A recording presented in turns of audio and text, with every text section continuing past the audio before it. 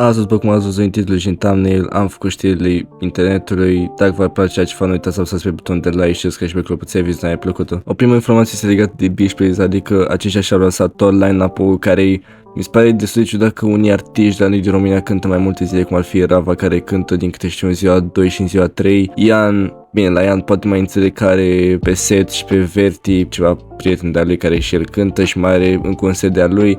Nu știu, mi se pare ciudat când de mai multe ori în aceeași, nu neapărat în aceeași zi, dar în zile diferite, dar totuși un line-up care e foarte bun pentru România după festivalul ăsta care a fost făcut acum 3 ani. O altă știre care mai mult este scandal este dintre Florin Salam și Bogdan de la Ploiești, care Bogdan de la Ploiești că a susținut un concert, bine concert, a fost la cineva acasă și a cântat și că primea bani pe dedicații și acesta nu dădea dedicațiile și a fost dat afară de Florin Salam. La Florin Salam n-am nicio răspuns la ceva, dar am de la Bogdan de la Ploiești. Salut oamenii mei, știu că așteptați un răspuns de la mine și cu toate că nu sunt genul să răspund la răutăți, trebuie să vină și acest răspuns din toată inima pentru Florin Salam este regele României pe bune. Noi toți, toată generația mea, am crescut pe muzica lui și îl respect și l-am respectat încă de mic. Dar asta nu înseamnă că trebuie să ne lăsăm înjosiți și călcați în picioare. Vreau să vă prezint situația exact așa cum a fost. Speciale de la regele României, Empresul României, încă o viață de aici, colaborare de aici.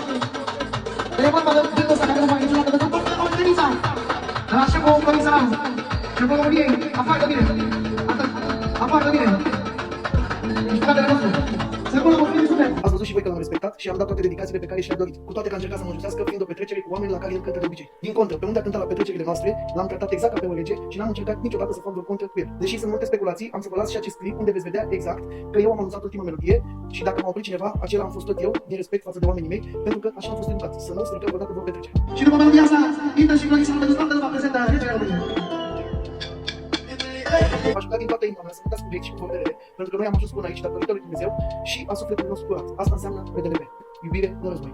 O altă știre destul de importantă este că România, din păcate, a pierdut împotriva Olandei. Oricum, a apărut după în presă că arbitrul de la meci a fost mituit de Olanda. Nu știu ce ai face chestia asta, mai ales Olanda, care pur și simplu e mult peste România, dar, din păcate, i-a dat mită și că a fost scos din euro. Acum nu știu să cred. Acesta a mai avut încă un antecedent și în 2005 și a fost suspendat vreo 6 luni de a mai arbitra, ceea ce e foarte mult pentru fotbal și pentru durata, nu știu exact cum să vă explic. Este mult, foarte mult și ăștia de la Beach Please, schemă de marketing pur și simplu. Dacă câștiga România, aceștia vindeau bilete cu 50% reduse. Adică era, băi, dacă câștiga România, pur și simplu toată lumea mergea la Beach Please. O altă ce destul de importantă este că s-a susținut bacalaureatul la română și la matematică. Eu când filmez este miercuri și joi va fi la logică, geografie sau istorie sau pe ce profil e fiecare.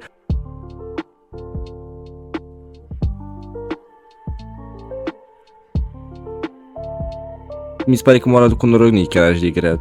Am făcut-o și eu, e destul de ușoară. Au fost foarte multe probleme pentru că, din câte știu, mi-am apărut pe TikTok și am văzut că trebuia să scrii că susții așa de bacalaureat și trebuia D-ul să pui pe rândul al doilea și oamenii l-au pus pe rândul întâi și s-au anulat lucrări și a trebuit să copiezi unii copii iar toată lucrarea. Ceea ce e o porcărie pentru că în principiu și în clasa 8-a sunt foarte multe chestii de astea restricții, că n-ai voie să îngroși chestii, că se consideră semn, adică e foarte absurd, mai ales că nu corectează nici măcar profesorul de la tine din oraș, corectează din mama naibii de corectează, adică ce semn să considere, că nu te știe omul ăla niciodată, adică n-are sens pur și simplu. Un domn din Consiliu a venit pe la jumătatea examenului să ne ștampileze subiectele și a constatat că unii copii, în loc să scrie examenul național de bacalaureat de pe rândul al doilea, au scris pe primul rând. Și atunci le-am luat lucrările, unii copii au trebuit să reia, să refacă lucrarea, să o transcrie. Trebuia de fapt examenul național de bacalaureat. Nu ți-a scris pe primul rând și le-am luat lucrările, ceea ce nu mi se pare corect, adică se consideră semn că am pus de pe primul rând și nu pe al doilea rând, adică mi se pare stupid. Adică orice chestie de asta absurdă se consideră semn. Sau dacă îngroși o literă sau... Și ne-a anulat lucrările de ce?